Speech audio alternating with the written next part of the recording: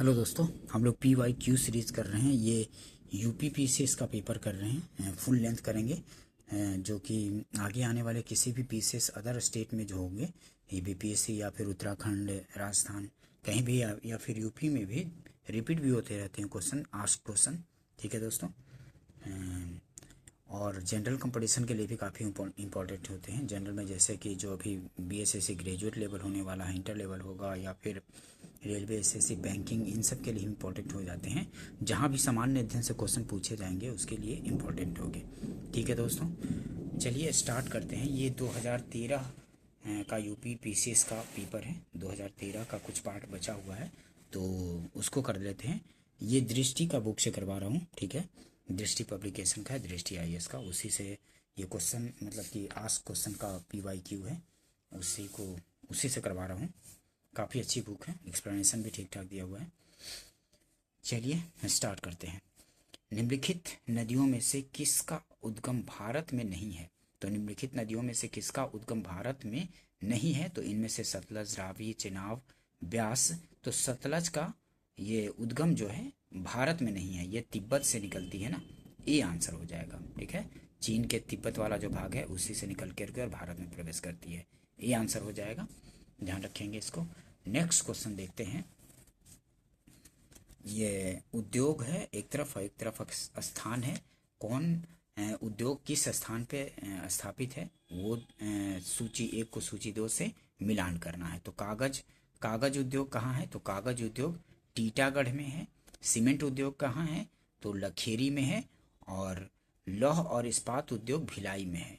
और खनिज तेल शोधनशाला कहाँ है? तो खनिज तेल शोधनशाला जो है अंबाला मुकुल में है। ठीक है, खनिज तेल शोधनशाला अंबाला मुकुल में है। ठीक है, तो ए का तीसरा, बी का चौथा, सी का दूसरा और डी का पहला, बी आंसर हो जाएगा। ध्यान रखेंगे इसको। देखिए एक्सप्लेनेशन देखिए। कागज उद्योग कहाँ है? टीटागढ़ में। सीमेंट लखेरी में। लौह और इस्पात उद्योग है भिलाई में। और खनिज तेल शोधनशाला है अंबाला मुकुल में। ध्यान रखेंगे इसको। नेक्स्ट क्वेश्चन देखते हैं। कथन और कारण का प्रश्न है। ठीक है, काली मिट्टी कपास की खेती के लिए उपयुक्त है। तो ये बिल्कुल सही है कि काली मिट्टी जो है वो कपास की खेती के लिए उपयुक्त है। ठीक है, सही है। उसमें जैव तत्व प्रचुर मात्रा में होता है। तो इनमें जैव तत्व प्रचुर मात्रा में होता है तो नहीं, इनमें जैव तत्व प्रचुर मात्रा में नहीं होता है। तो आर गलत हो गया, ए सही है। तो आंसर हो गया सी, ए सही परंतु आर गलत। ध्यान रखेंगे इसको। देखिए एक्सप्लेनेशन देख लेते हैं इससे, क्योंकि काली मिट्टी से काफ़ी क्वेश्चन पूछे जाते हैं।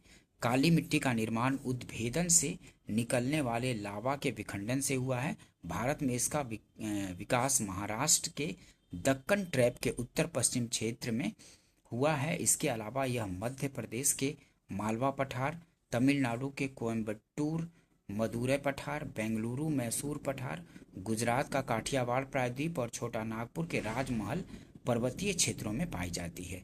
यह मिट्टी कपास की खेती के लिए अधिक उपयोगी होती है। इसके अतिरिक्त इसमें गन्ना, गेहूं, प्याज और फलों की खेती भी की जाती है। ह्यूमस, एल्युमिनियम एवं लोहे के टाइटेनिफेरस मैग्नेटाइट यौगिक की उपस्थिति के कारण ही मिट्टी का रंग काला होता है। इन मिट्टी में नाइट्रोजन, फास्फोरस व जैव तत्वों की मात्रा कम होती है। ठीक है, ध्यान रखेंगे इसमें किस किस की। तो इस मिट्टी में नाइट्रोजन, फास्फोरस व जैव तत्वों की मात्रा कम होती है, ये काली मिट्टी में। इसको रेगुर मिट्टी भी बोलते हैं, काली कपासी मिट्टी भी बोलते हैं। ठीक है, इन नामों से क्वेश्चन पूछ दिए जाते हैं, ध्यान रखेंगे इसको।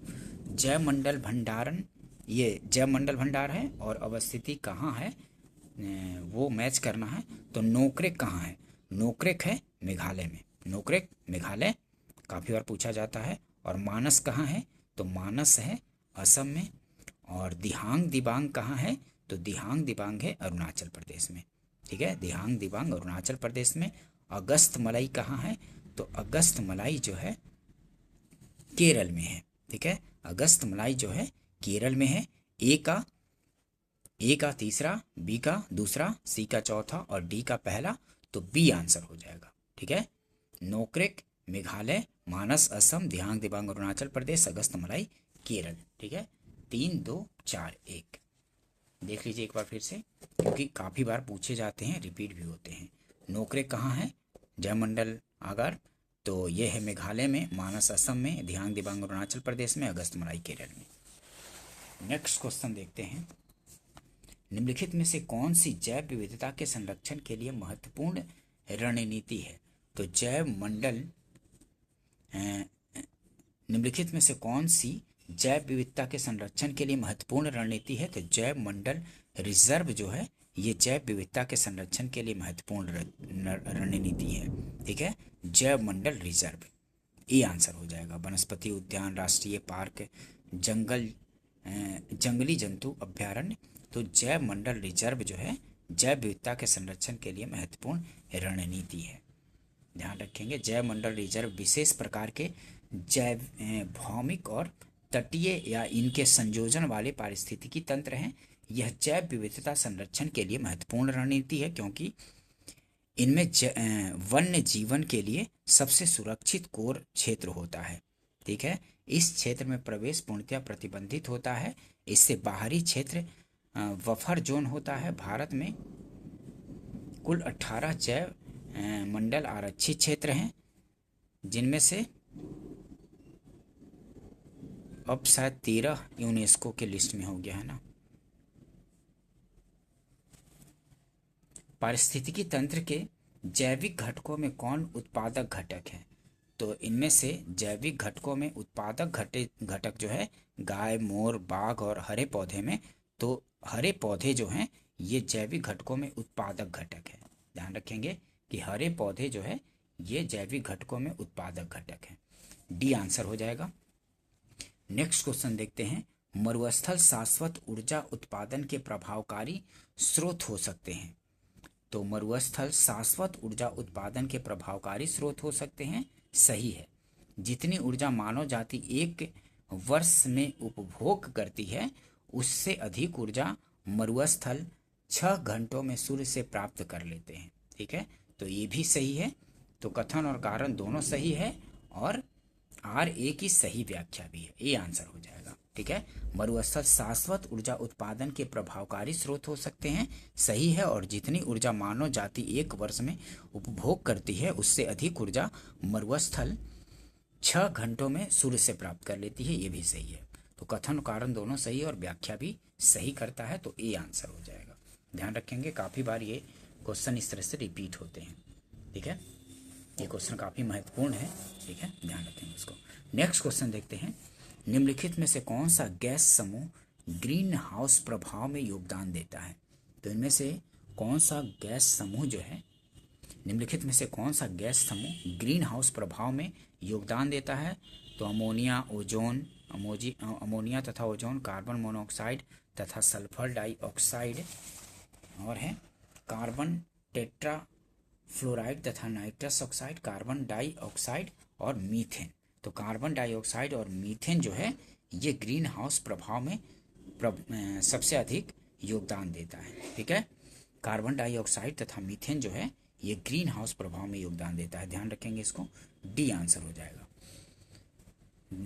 पृथ्वी का तापमान बढ़ाने में ग्रीन हाउस गैसों का बहुत बड़ा योगदान है, जिनका उत्पादन प्रशीतकों, सफाई विलायकों, अग्निशामक यंत्रों, कीटनाशकों आदि के प्रयोग से होता है। इन ग्रीन हाउस गैसों में chlorofluorocarbon, carbon dioxide, methane, hydrochlorofluorocarbon और नाइट्रस ऑक्साइड आदि शामिल होते हैं। ठीक है, ग्रीन हाउस गैसों में कौन कौन से हैं? तो क्लोरोफ्लोरोकार्बन है, कार्बन डाइऑक्साइड है, मीथेन है, हाइड्रोक्लोरोफ्लोरोकार्बन, नाइट्रस ऑक्साइड, ये सब ग्रीन हाउस गैसें हैं।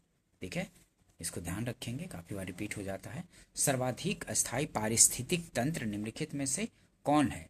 तो सर्वाधिक अस्थायी पारिस्थितिक तंत्र महासागर है। ठीक है, महासागर सबसे मतलब सर्वाधिक अस्थायी पारिस्थितिक तंत्र महासागर होता है, सी आंसर हो जाएगा। ये रिपीट काफ़ी बार होता है क्वेश्चन। ठीक है, ये वाला क्वेश्चन तो बहुत ही रिपीट होता है कि सर्वाधिक अस्थायी पारिस्थितिक तंत्र निम्नांकित में से कौन है? तो महासागर, सी आंसर हो जाएगा।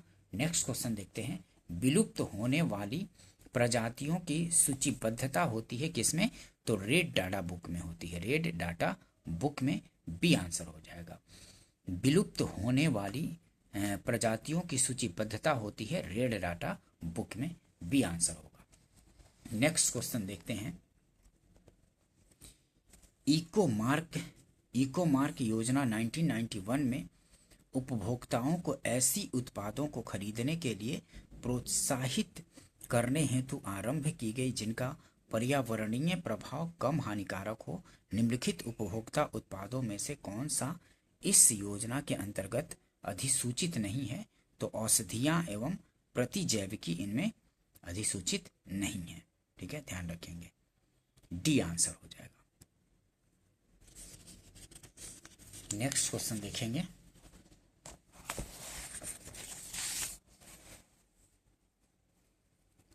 यूरो सेकेंड मानकों को पूरा करने के लिए अति अल्प सल्फर डीजल में सल्फर की मात्रा क्या होनी चाहिए? तो 0.05% या इससे कम होनी चाहिए। ठीक है, यूरो सेकेंड मानकों को पूरा करने के लिए अति अल्प सल्फर डीजल में सल्फर की मात्रा क्या होनी चाहिए? तो 0.05% या इससे कम होनी चाहिए, ये आंसर हो जाएगा। ठीक है, नेक्स्ट क्वेश्चन देखते हैं। जलवायु परिवर्तन का कारण है क्या? तो जलवायु परिवर्तन का कारण है ग्रीन हाउस गैसें, ओजोन परत का क्षरण और प्रदूषण जो है जलवायु परिवर्तन के कारण है। ठीक है, जलवायु परिवर्तन का कारण क्या है? तो ग्रीन हाउस गैसें, ओजोन परत का क्षरण और प्रदूषण जो है उपरोक्त सभी जलवायु परिवर्तन का कारण है। नेक्स्ट क्वेश्चन देखते हैं। निम्नलिखित में से कौन पदार्थ सर्वाधिक तापन उत्पन्न करने में योगदान नहीं करता है? तो इनमें से सर्वाधिक तापन उत्पन्न करने में योगदान नहीं करता है पूछ रहा है। तो सल्फर तथा नाइट्रोजन के ऑक्साइड जो होगा ये सर्वाधिक तापन उत्पन्न करने में योगदान नहीं करता है। सल्फर तथा नाइट्रोजन के ऑक्साइड, मीथेन करता है, कार्बन डाइऑक्साइड करता है और जल वाष्प जो है ये करता है, लेकिन सल्फर तथा नाइट्रोजन के ऑक्साइड सर्वाधिक तापन उत्पन्न करने में योगदान नहीं करता है, ये आंसर हो जाएगा। ठीक है, देखिए इसको ध्यान से। सर्वाधिक तापन वैश्विक तापन उत्पन्न करने वाले उत्तरदायी कारकों में जल वाष्प, carbon dioxide, methane, nitrous oxide, hydrofluorocarbon, sulphur, hexafluoride आदि प्रमुख रूप से हैं।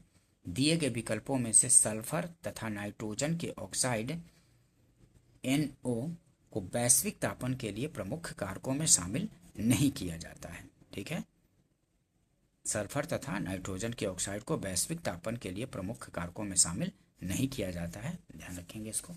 नेक्स्ट क्वेश्चन देखते हैं। निम्नलिखित में से कौन सी एजेंडा 21 की सही परिभाषा है? तो इनमें से कौन सी एजेंडा 21 की सही परिभाषा है? तो ये हो जाएगा, यह 21वीं सदी में विश्व पर्यावरण संरक्षण हेतु एक कार्य योजना है। ठीक है, एजेंडा 21 क्या है? तो ये 21वीं सदी में विश्व पर्यावरण संरक्षण हेतु एक कार्य योजना है, सी आंसर हो जाएगा, ध्यान रखेंगे इसको। नेक्स्ट क्वेश्चन देखते हैं। निम्नलिखित वायु प्रदूषकों में से कौन रक्त धारा को दुष्प्रभावित कर मौत उत्पन्न कर सकता है? तो इनमें से कार्बन मोनोऑक्साइड है। ठीक है, वायु प्रदूषकों में से कौन रक्त धारा को दुष्प्रभावित कर मौत उत्पन्न कर सकता है? तो कार्बन मोनोऑक्साइड कर सकता है, डी आंसर हो जाएगा। ठीक है, काफी बार रिपीट होता है ये वाला क्वेश्चन, तो बहुत ही बार रिपीट होता है, ध्यान रखेंगे इसको। निम्नलिखित में से कौन सा वायु प्रदूषण का एक जैव सूचक है? तो लाइकेन जो है वायु प्रदूषण का जैव सूचक है, ये भी काफी रिपीट होता है, लाइकेन। निम्नलिखित में से कौन सा वायु प्रदूषण का एक जैव सूचक है? तो लाइकेन जो है वायु प्रदूषण का जैव सूचक है, ये भी रिपीट होता है काफी बार, ध्यान रखेंगे। अम्ल वर्षा निम्नांकित द्वारा वायु प्रदूषण के कारण होती है। ये अम्ल वर्षा निम्नांकित द्वारा वायु प्रदूषण के कारण होती है। तो किनके द्वारा अम्ल वर्षा होती है? तो नाइट्रस ऑक्साइड एवं सल्फर डाइऑक्साइड के कारण होती है। ठीक है, नाइट्रस ऑक्साइड एवं सल्फर डाइऑक्साइड के कारण अम्ल वर्षा होती है। ये भी काफ़ी रिपीट होता है, तो डी आंसर हो जाएगा। अम्ल वर्षा किससे होती है? तो नाइट्रस ऑक्साइड एवं सल्फर डाइऑक्साइड से। देखिए एक्सप्लेनेशन देखिए थोड़ा। अम्ल वर्षा वह वर्षा कोहरा ओला है जिसमें SO2 व नाइट्रोजन के ऑक्साइड, ठीक है, NOx, ठीक है, SO2 और NOx घुले होते हैं। इससे तनु सल्फ्यूरिक अम्ल H2SO4 व नाइट्रिक अम्ल HNO3 का निर्माण होता है, ठीक है। इसमें तनु सल्फ्यूरिक अम्ल H2SO4 व नाइट्रिक अम्ल HNO3 का निर्माण होता है। अम्ल वर्षा के प्रमुख प्रदूषक SO2 व नाइट्रस ऑक्साइड ही होते हैं। अम्ल वर्षा से जल प्रदूषण व वनों को हानि होती है। इससे इमारतों को व्यापक नुकसान होता है। SO2 चूना पत्थर द्वारा अवशोषित होकर जिप्सम में बदल जाती है, जिससे इमारतों में दरारें पड़ सकती हैं, ठीक है, ध्यान रखेंगे। नेक्स्ट क्वेश्चन देखते हैं। निम्नलिखित युगों में से कौन सुमेलित है? निम्नलिखित युगों में से कौन एक सुमेलित है? तो बायोस्फीयर रिजर्व जो है एडवर्ड सुएस, ठीक है, एडवर्ड सुएस, ये आंसर हो जाएगा। कौन सुमेलित है? तो बायोस्फीयर रिजर्व एडवर्ड सुएस, ये सुमेलित है, ठीक है। बाकी ये देख लीजिए और देख लेते हैं व्याख्या में। Biosphere reserve Edward Suess, ecosystem AG Tansley और इकोलॉजी तो रीटर और जैव विविधता तो APD कंडोल, ठीक है, APD कंडोल, जैव विविधता का। नेक्स्ट क्वेश्चन देखते हैं। यूरो उत्सर्जन नियम उत्सर्जन के मानक हैं। ये एक वाहन से उत्सर्जन के लिए सीमा निर्धारित करने के पैकेज प्रदर्शित करते हैं। निम्नलिखित गैसों में से इसके अंतर्गत आच्छादित हैं क्या? यूरो उत्सर्जन नियम उत्सर्जन के मानक हैं और ये वाहन से उत्सर्जन के लिए सीमा निर्धारित करने के पैकेज प्रदर्शित करते हैं। निम्नलिखित गैसों में से कौन इसके अंतर्गत आच्छादित है? तो कार्बन मोनोऑक्साइड है, हाइड्रोकार्बन है और नाइट्रोजन ऑक्साइड। ये उपयुक्त सभी हो जाएगा, ठीक है, उपयुक्त सभी हो जाएगा, डी आंसर हो जाएगा। यूरो उत्सर्जन नियम वाहन के उत्सर्जन मानकों को निर्धारित करते हैं। वर्तमान समय में वाहन से उत्सर्जन के लिए सीमा के निर्धारित पैकेज के अंतर्गत आच्छादित गैस नाइट्रोजन ऑक्साइड, सभी हाइड्रोकार्बन, गैर मीथेन हाइड्रोकार्बन, कार्बन मोनोऑक्साइड आदि हैं। जलीय परिवहन को इन नियमों से अलग रखा गया है, ठीक है, ध्यान रखेंगे। नेक्स्ट क्वेश्चन देखते हैं। निम्नलिखित आर्द्र क्षेत्रों में किन्हें रामसर का दर्जा प्राप्त है? तो इनमें से सभी को है। चिल्का झील, लोकटक, केवलादेव, वुलर झील, इन सभी को ये रामसर स्थल का दर्जा प्राप्त है, डी आंसर हो जाएगा, ठीक है। अभी वर्तमान में 98 आर्द्र भूमियां हैं, ठीक है, 98 हैं।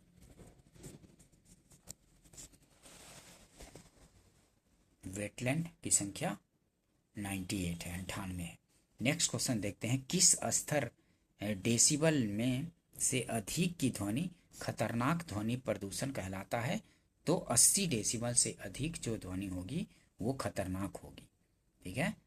किस स्तर या किस डेसिबल से अधिक की ध्वनि खतरनाक ध्वनि प्रदूषण कहलाता है? तो 80 डेसिबल से अधिक जो होगा वो खतरनाक ध्वनि कहलाएगी, ठीक है, डी आंसर हो जाएगा। नेक्स्ट क्वेश्चन देखते हैं। टेलीविजन के दूरस्थ नियंत्रण के लिए किस प्रकार के विद्युत चुम्बकीय विकिरण का उपयोग किया जाता है? तो अवरक्त किरण का उपयोग किया जाता है। टेलीविजन के दूरस्थ नियंत्रण के लिए किस प्रकार के विद्युत चुम्बकीय विकिरण का उपयोग किया जाता है? तो अवरक्त किरण का उपयोग किया जाता है, ठीक है, अवरक्त विकिरण का उपयोग किया जाता है, ये आंसर हो जाएगा। नेक्स्ट क्वेश्चन देखते हैं। वायुमंडल में उपस्थित ओजोन द्वारा निम्नलिखित विकिरण अवशोषित किया जाता है? तो वायुमंडल में उपस्थित ओजोन द्वारा निम्नलिखित विकिरण अवशोषित किया जाता है। तो ओजोन द्वारा क्या अवशोषित किया जाता है? तो पराबैंगनी किरणें अवशोषित कर ली जाती हैं, ठीक है, पराबैंगनी किरणों को अवशोषित कर लिया जाता है ओजोन द्वारा, सी आंसर हो जाएगा। ठीक है, एक्सप्लेनेशन देखिए। ये ओजोन परत समताप मंडल में मुख्यतः 15 से 35 किलोमीटर की ऊंचाई पर, 35 हो जाएगा, 15 से 35 किलोमीटर की ऊंचाई पर अवस्थित एक वायुमंडलीय परत है जो कि सूर्य से आने वाली हानिकारक पराबैंगनी अल्ट्रावायलेट किरणों को अवशोषित कर जीव समुदायों विशेषतः मानवों को त्वचा कैंसर व अन्य गंभीर बीमारियों से बचाती है। गौरतलब है कि क्लोरोफ्लोरोकार्बन ओजोन परत के क्षरण के लिए प्रमुख उत्तरदायी गैस है। क्लोरोफ्लोरोकार्बन का प्रयोग रेफ्रिजरेटर, एयर कंडीशनर, स्प्रे आदि में होता है।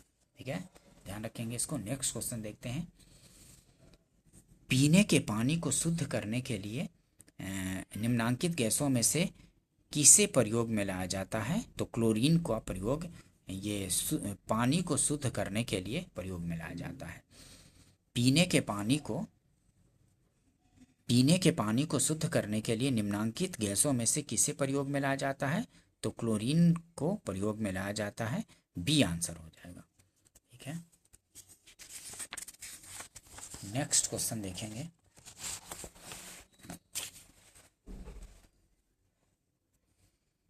इसरो का 100वां स्पेस मिशन सितंबर 2012 में कहां से छोड़ा गया था? तो उस समय श्रीहरिकोटा आंध्र प्रदेश से छोड़ा गया था। ध्यान रखेंगे। नेक्स्ट क्वेश्चन देखते हैं। सितंबर 2012 के अंत में भारत ने सफलतापूर्वक अपने सर्वाधिक भार वाले संचार उपग्रह का प्रक्षेपण किया। इसका नाम क्या था? तो GSAT-10 था। सितंबर 2012 में। ये करंट टाइप का भी क्वेश्चन पूछा गया था शायद। ठीक है, ध्यान रखेंगे इसको। मार्च 2 से 4 2013 को उत्तर प्रदेश विज्ञान कांग्रेस आयोजित की गई। तो कहाँ? तो DDU गोरखपुर विश्वविद्यालय गोरखपुर में की गई थी। नेक्स्ट क्वेश्चन देखते हैं। एक निश्चित आकृति में व्यवस्थित तारों का समूह कहलाता है। तो एक निश्चित आकृति में व्यवस्थित तारों का समूह नक्षत्र कहलाता है। बी आंसर हो जाएगा। ध्यान रखेंगे, निश्चित आकृति में व्यवस्थित तारों का समूह नक्षत्र कहलाता है। बी आंसर हो जाएगा। नेक्स्ट क्वेश्चन देखते हैं। प्रशीतन खाद्य परिरक्षण में मदद करता है। तो प्रशीतन खाद्य परिरक्षण में मदद करता है कैसे? तो जैव रासायनिक अभिक्रियाओं की दर कम करके। ठीक है, प्रशीतन खाद्य परिरक्षण में मदद करता है तो जैव रासायनिक अभिक्रियाओं की दर कम करके। बी आंसर हो जाएगा। नेक्स्ट क्वेश्चन देखते हैं। भौतिकी में 2012 का नोबेल पुरस्कार संयुक्त रूप से फ्रांस के एक वैज्ञानिक और अमेरिका के एक वैज्ञानिक को किस क्षेत्र में उनके शोध के लिए प्रदान किया गया? तो क्वांटम भौतिकी। ये उस समय का करंट से जोड़ के पूछा गया था। ठीक है, ये करंट टाइप का ही क्वेश्चन है। Curiosity rover. तो क्यूरोसिटी रोवर ये भी करंट टाइप का ही क्वेश्चन करके पूछा गया था। क्यूरोसिटी रोवर, क्योंकि जो प्रक्षेपित किए जाते थे तो वो सब पूछे जाते हैं, तो इसको करंट से ही जोड़ करके पूछा गया होगा। क्यूरोसिटी रोवर USA का मंगल ग्रह अन्वेषी अंतरिक्ष यान है। मैसेंजर क्या है? तो नासा का बुध ग्रह अन्वेषी अंतरिक्ष यान है। और रुस्तम 1 DRDO का मानव रहित वायुयान है। और आकाश 2 टैबलेट है। ठीक है, ध्यान रखेंगे, यही करंट टाइप का ही क्वेश्चन है। नेक्स्ट क्वेश्चन देखते हैं। एक दंत चिकित्सक द्वारा रोगी के दांतों की जांच के लिए प्रयुक्त दर्पण क्या है? तो दंत चिकित्सक द्वारा रोगी के दांतों की जांच के लिए प्रयुक्त दर्पण अवतल दर्पण होता है। ए आंसर हो जाएगा। नेक्स्ट क्वेश्चन देखते हैं। बेतार संचार पृथ्वी की सतह को निम्नांकित द्वारा परावर्तित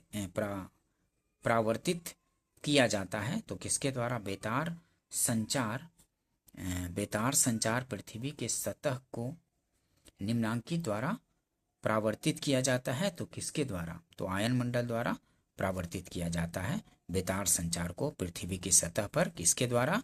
तो आयन मंडल द्वारा। सी आंसर हो जाएगा। ये भी क्वेश्चन काफी रिपीट होता है कि बेतार संचार जो है ये पृथ्वी की सतह पर कैसे पहुंचती है, किससे परावर्तित होकर? तो आयन मंडल से परावर्तित होकर के। ध्यान रखेंगे। नेक्स्ट क्वेश्चन देखते हैं। निम्नलिखित देशों को उनके नाभिकीय शक्ति संयंत्रों की संख्या के अवरोही क्रम में व्यवस्थित कीजिए।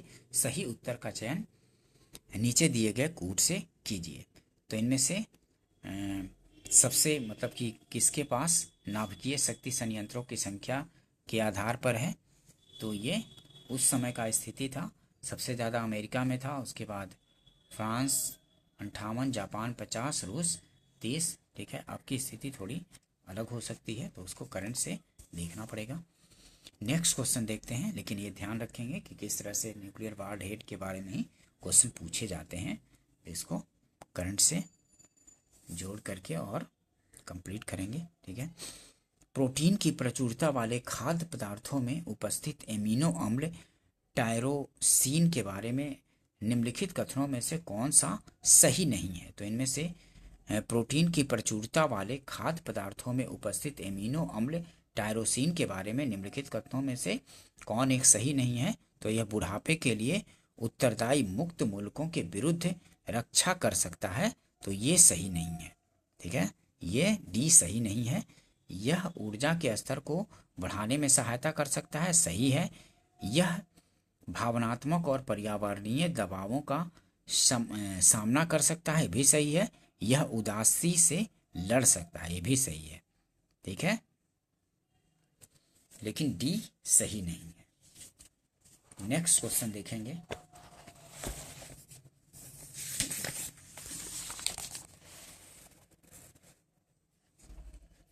निम्नलिखित रोगों में से कौन टाइगर मच्छरों द्वारा संचालित नहीं होता है। तो इनमें से टाइगर मच्छरों द्वारा संचालित नहीं होता है जापानी इंसेफ्लाइटिस जो है टाइगर मच्छरों द्वारा संचालित नहीं होता है। पीत ज्वर होता है, डेंगू होता है, चिकनगुनिया होता है, लेकिन जापानी इंसेफ्लाइटिस जो है टाइगर मच्छरों द्वारा संचालित नहीं होता है। डी आंसर हो जाएगा। नेक्स्ट क्वेश्चन देखते हैं। बच्चों में प्रोटीन की न्यूनता के कारण जो रोग उत्पन्न होता है वह क्या है। तो मैरास्मस जो है बच्चों में प्रोटीन की न्यूनता के कारण होता है। ठीक है, बच्चों में प्रोटीन की न्यूनता के कारण जो रोग उत्पन्न होता है क्या है, तो मैरास्मस है।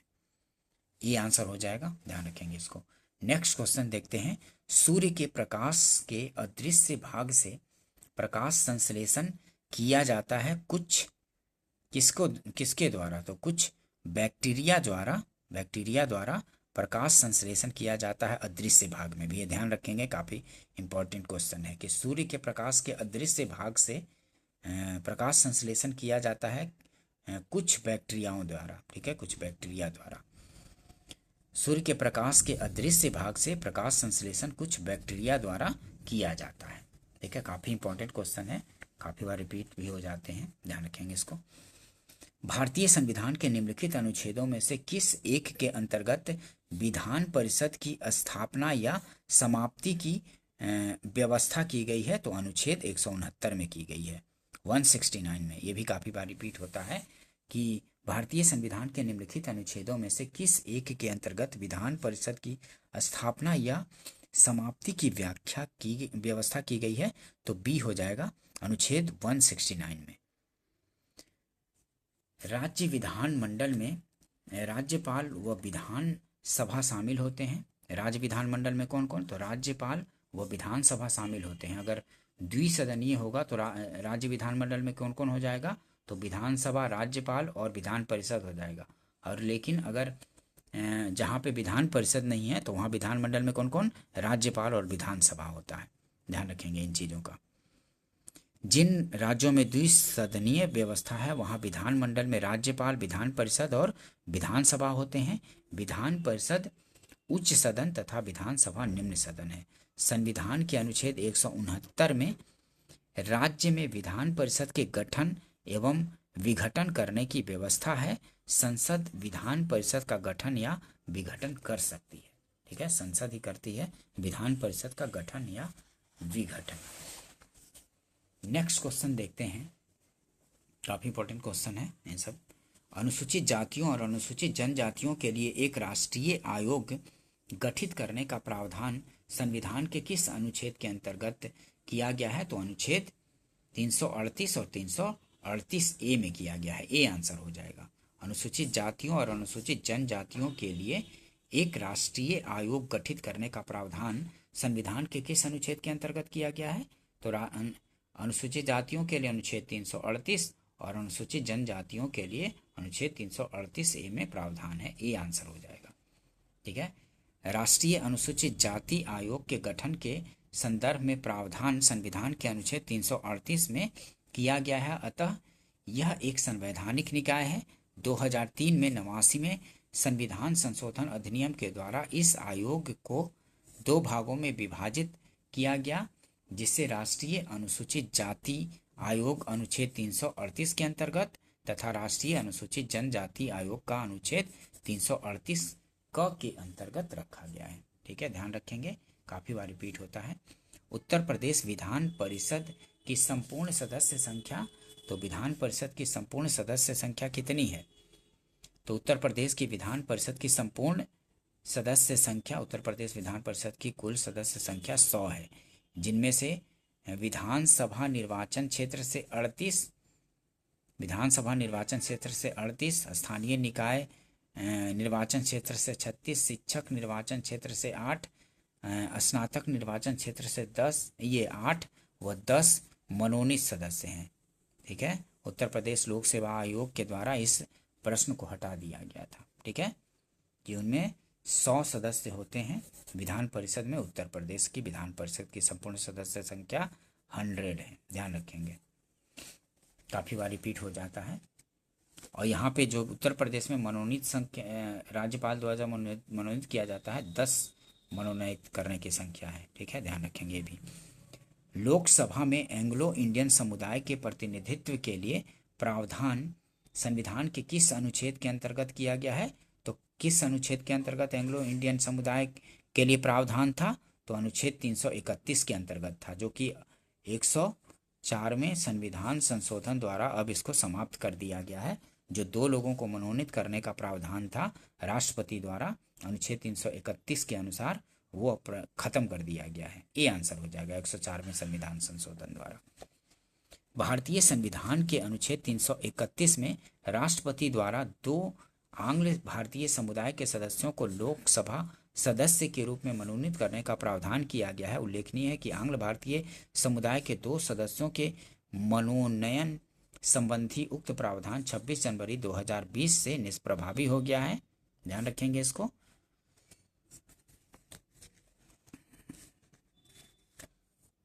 नेक्स्ट क्वेश्चन देखते हैं। ये जो 2024 में जो गठन किया गया है सरकार का, तो उसमें अब नहीं रखा गया है मनोनीत सदस्य। जो आंग्ल भारतीय समुदाय से 2 चुने जाते हैं, उनको अब नहीं रखा गया है, नहीं चुना गया है। आंग्ल भारतीयों को मनोनीत नहीं किया गया है राष्ट्रपति द्वारा। सुमेलित नहीं है पूछ रहा है, तो कौन सा सुमेलित नहीं है? अनुच्छेद 39 से समान न्याय एवं विधिक सहायता, ये सही है। अनुच्छेद 40 में ग्राम पंचायतों का संगठन, ये भी सही है। अनुच्छेद 44 समान नागरिक संहिता, ये भी सही है। अनुच्छेद 48 न्यायपालिका का कार्यपालिका से पृथककरण, नहीं, ये गलत हो गया। 48 में है कृषि एवं पशुपालन का संगठन है, ध्यान रखेंगे। अनुच्छेद 48 में कृषि एवं पशुपालन का संगठन है, बाकी तो सुमेलित है। अनुच्छेद 39 से ये सब काफ़ी पूछे जाते हैं, इसलिए ध्यान रखेंगे कि अनुच्छेद 39 में समान न्याय एवं निःशुल्क विधिक सहायता, अनुच्छेद 40 ग्राम पंचायतों का संगठन, अनुच्छेद 44 नागरिकों के लिए एक समान सिविल संहिता, अनुच्छेद 48 कृषि एवं पशुपालन का संगठन। ठीक है, ध्यान रखेंगे। नेक्स्ट क्वेश्चन देखते हैं। जिस समिति ने लोकतांत्रिक विकेंद्रीकरण और पंचायती राज की सिफारिश की, उसका सभापति कौन था? तो उसका सभापति था बलवंत राय मेहता। ठीक है, डी आंसर हो जाएगा। जिस समिति ने लोकतांत्रिक विकेंद्रीकरण और पंचायती राज की सिफारिश की, उसका सभापति कौन था? तो बलवंत राय मेहता था, डी आंसर हो जाएगा। नेक्स्ट क्वेश्चन देखते हैं। पंचायत समिति के सदस्य कैसे निर्वाचित होते हैं? प्रत्यक्ष रूप से जनता द्वारा निर्वाचित किए जाते हैं। ठीक है, पंचायत समिति के जो सदस्य चुने जाते हैं प्रत्यक्ष रूप से जनता द्वारा निर्वाचित किए जाते हैं, सी आंसर हो जाएगा, ध्यान रखिए इसको। नेक्स्ट क्वेश्चन देखते हैं। निम्नलिखित में से कौन सा कर भारत सरकार द्वारा नहीं लगाया जाता है? तो सेवा कर भारत सरकार द्वारा, शिक्षा कर, सीमा कर, मार्ग कर, टोल टैक्स जो है भारत सरकार द्वारा नहीं लगाया जाता है। डी आंसर हो जाएगा। ठीक है, मार्ग कर, टोल टैक्स भारत सरकार द्वारा नहीं लगाया जाता है। सेवा कर, शिक्षा कर, सीमा कर भारत सरकार द्वारा लगाए जाने वाले कर हैं, जबकि मार्ग कर, टोल टैक्स राज्य सरकार संबंधित राज्य में लगाती है। टोल टैक्स मार्ग कर राज्य सरकार संबंधित राज्य में लगाती है, ध्यान रखेंगे इसको। नेक्स्ट क्वेश्चन देखते हैं, निम्नलिखित में से कौन सा संवैधानिक निकाय नहीं है? तो इनमें से संवैधानिक निकाय नहीं, आप लोग को पता है कि योजना आयोग और इसके जगह पर जो नीति आयोग आया है वो भी अब संवैधानिक संस्था नहीं है, ये भी संवैधानिक संस्था नहीं है। योजना आयोग भी संवैधानिक संस्था नहीं थी और इसके स्थान पे जो नीति आयोग आ गया है वो भी संवैधानिक संस्था नहीं है, गैर संवैधानिक संस्था थी, ध्यान रखेंगे इसको। डी आंसर हो जाएगा। योजना आयोग भारत सरकार की एक गैर संवैधानिक संस्था थी जिसकी आधार 15 मार्च 1950 को तत्कालीन प्रधानमंत्री जवाहरलाल नेहरू की अध्यक्षता में रखी गई थी। 13 अगस्त 2014 को प्रधानमंत्री नरेंद्र मोदी द्वारा इस संस्था की समाप्ति की घोषणा की गई तथा इसके स्थान पर 1 जनवरी 2015 को एक नई संस्था नीति आयोग प्रारंभ की गई। ठीक है, 1 जनवरी 2015 से इसको योजना आयोग को समाप्त करके और नीति आयोग का गठन कर दिया गया था, ध्यान रखेंगे इसको। संसद के सूचना अधिकार अधिनियम को भारत के राष्ट्रपति की स्वीकृति प्राप्त हुई थी, तो कब? तो 15 जून 2005 को। संसद के सूचना अधिकार अधिनियम को भारत के राष्ट्रपति की स्वीकृति प्राप्त हुई थी 15 जून 2005 को प्राप्त हुई थी। ठीक है, ध्यान रखेंगे। नेक्स्ट क्वेश्चन देखेंगे, उत्तर प्रदेश जमींदारी उन्मूलन और भूमि सुधार अधिनियम 1950 अंतर्निहित है, तो किसमें अंतर्निहित है? 9वीं अनुसूची में। ठीक है, उत्तर प्रदेश जमींदारी उन्मूलन और भूमि सुधार अधिनियम 1950 अंतर्निहित है, तो 9वीं अनुसूची में उस समय जो भूमि सुधार किया गया था 9वीं अनुसूची में डाला गया था। ठीक है, सी आंसर हो जाएगा। भारतीय संविधान की 9वीं अनुसूची में भू सुधारों और जमींदारी के उन्मूलन से संबंधित राज्य विधानमंडलों और अन्य सूची मामलों से संबंधित संसद के अधिनियम और विनियम को शामिल किया गया है। उत्तर प्रदेश जमींदारी उन्मूलन और भूमि सुधार अधिनियम 1950 9वीं अनुसूची में अंतर्निहित है। नेक्स्ट क्वेश्चन देखते हैं, आनुपातिक प्रतिनिधित्व की व्यवस्था निर्वाचन क्रिया प्रणाली के रूप में सुनिश्चित करती है, तो अल्पसंख्यकों के प्रतिनिधित्व को। ठीक है, आनुपातिक प्रतिनिधित्व की व्यवस्था जो है निर्वाचन क्रिया प्रणाली के रूप में सुनिश्चित करती है, तो अल्पसंख्यकों के प्रतिनिधित्व को सुनिश्चित करती है। डी आंसर हो जाएगा। नेक्स्ट क्वेश्चन देखते हैं, उदारीकरण, निजीकरण, भूमंडलीकरण की नई आर्थिक नीति घोषित की गई प्रधानमंत्री, किस प्रधानमंत्री के द्वारा? तो वो थे नरसिम्हा राव थे। ठीक है, 1991 में घोषणा किया गया था एलपीजी क्या लिबरलाइजेशन, प्राइवेटाइजेशन और ग्लोबलाइजेशन का। उदारीकरण, निजीकरण और भूमंडलीकरण की नई आर्थिक नीति घोषणा की गई प्रधानमंत्री कौन थे? तो नरसिम्हा राव द्वारा किया गया था। सी आंसर हो जाएगा।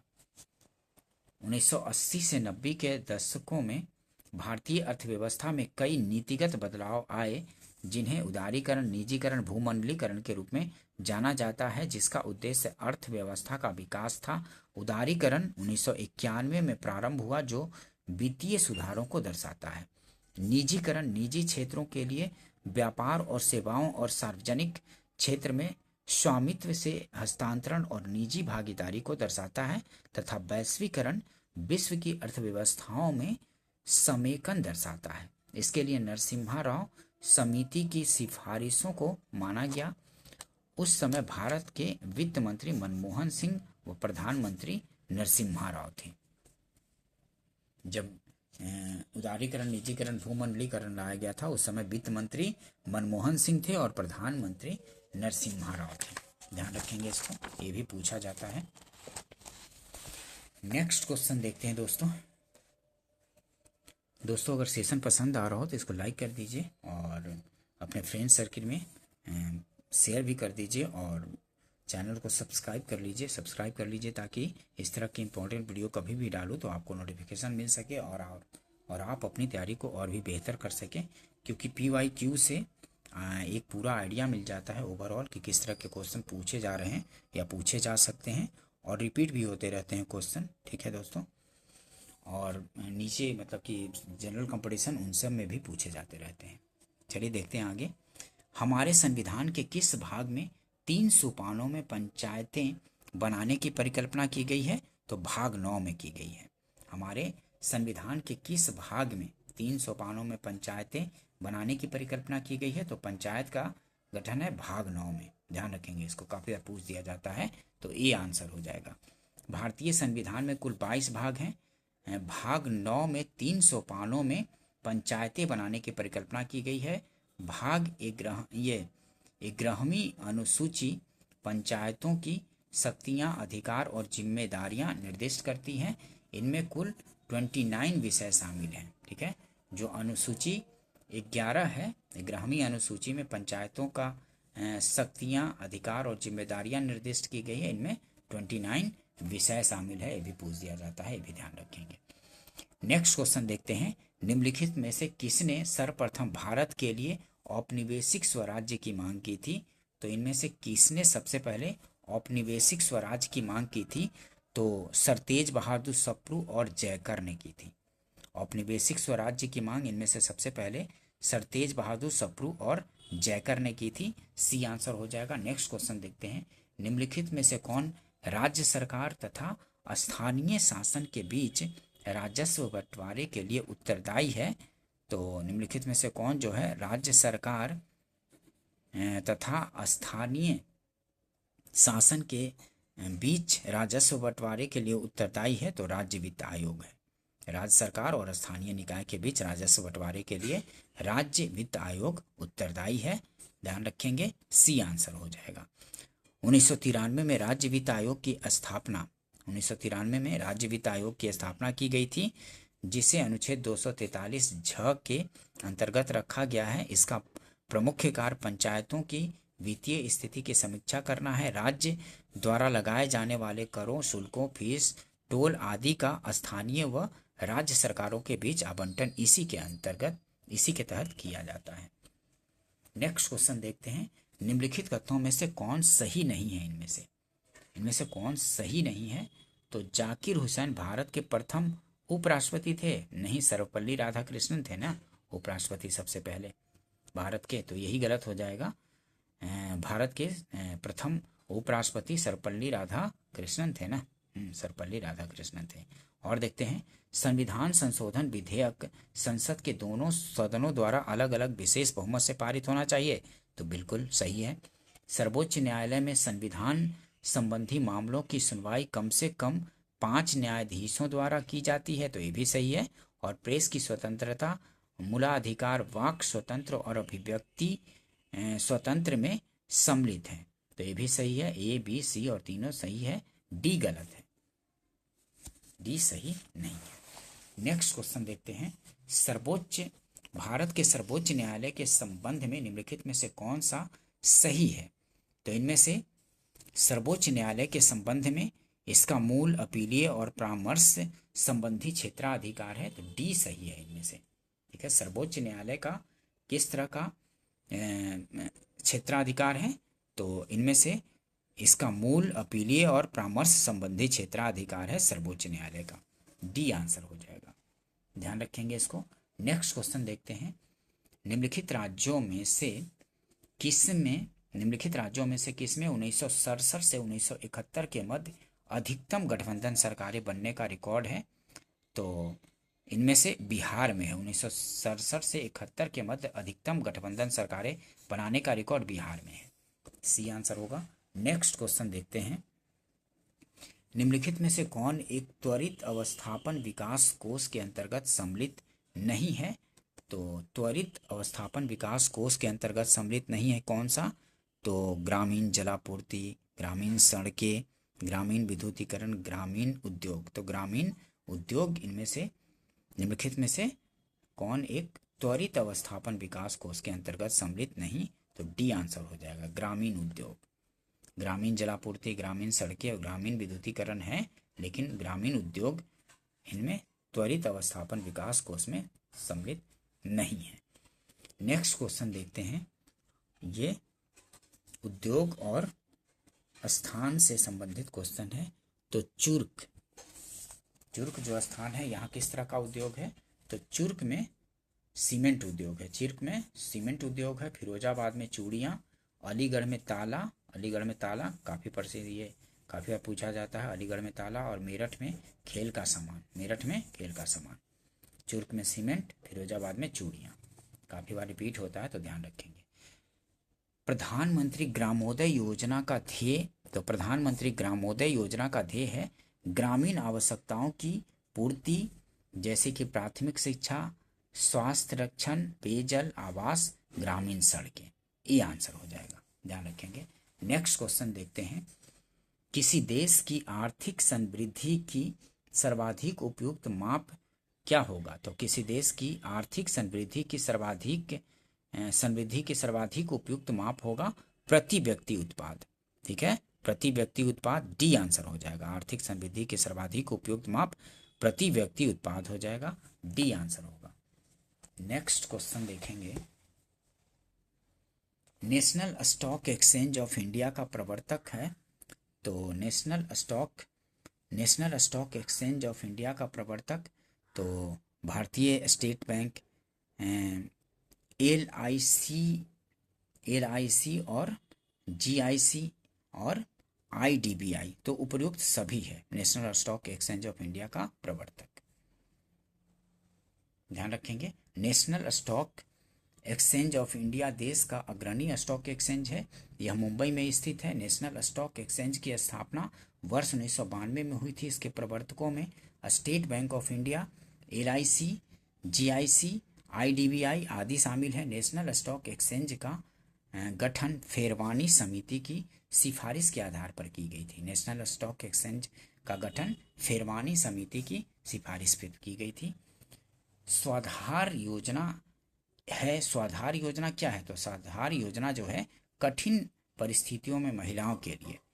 ठीक है, सी आंसर हो जाएगा। स्वाधार योजना कठिन परिस्थितियों में महिलाओं के लिए है, सी आंसर हो जाएगा। नेक्स्ट क्वेश्चन देखते हैं, फेमा विदेशी मुद्रा प्रबंधन अधिनियम को अंतिम रूप से लागू किया गया तो वर्ष 2002 में। फेमा विदेशी मुद्रा प्रबंधन अधिनियम, फेमा FEMA, तो फॉरेन एक्सचेंज मैनेजमेंट एक्ट, विदेशी मुद्रा प्रबंधन अधिनियम, फेमा विदेशी मुद्रा प्रबंधन अधिनियम 1999 में संसद द्वारा पारित किया गया तथा इसका लक्ष्य देश में विदेशी भुगतान और व्यापार को बढ़ावा देना, विदेशी पूंजी और निवेश को देश में बढ़ावा देना ताकि औद्योगिक विकास व निर्यात को बढ़ावा दिया जा सके। वर्ष 2000 में ये प्रभाव में आ गया था, परंतु अंतिम रूप से लागू 2002 में हो गया था। ठीक है, फेमा कब अंतिम रूप से लागू किया गया था? तो 2002 में लागू किया था। वर्ष 2000 में यह प्रभाव में आ गया था, परंतु अंतिम रूप से यह लागू 2002 में हो गया था। ध्यान रखेंगे इसको। नेक्स्ट क्वेश्चन देखते हैं, भारत में निम्नलिखित में से कौन एक उत्पाद सामान्यतः निर्यात नहीं किया जाता है? तो इनमें से दाल जो है, दालें निर्यात नहीं की जाती हैं। गेहूं, चावल, चीनी तो किया जाता है, लेकिन दालें निर्यात नहीं की जाती है सामान्यतः। ठीक है, डी आंसर हो जाएगा, क्योंकि भारत में दालों का खपत बहुत ही ज़्यादा है। प्रोटीन का एक अच्छा वो स्रोत है ना दालें। ठीक है,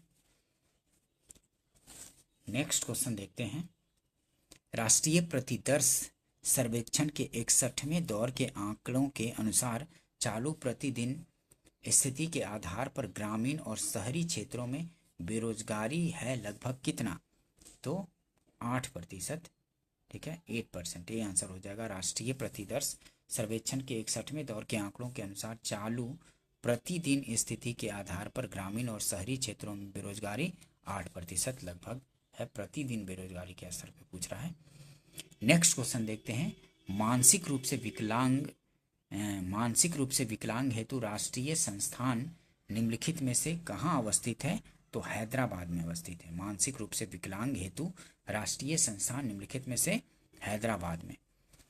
गांधीवादी अर्थव्यवस्था किस पर आधारित है? तो गांधीवादी अर्थव्यवस्था जो है न्यास पर आधारित है। न्यास पर। गांधीवादी अर्थव्यवस्था किस पर आधारित है? तो न्यास पर। बी आंसर हो जाएगा। ठीक है, ध्यान रखेंगे इसको। नेक्स्ट क्वेश्चन देखते हैं।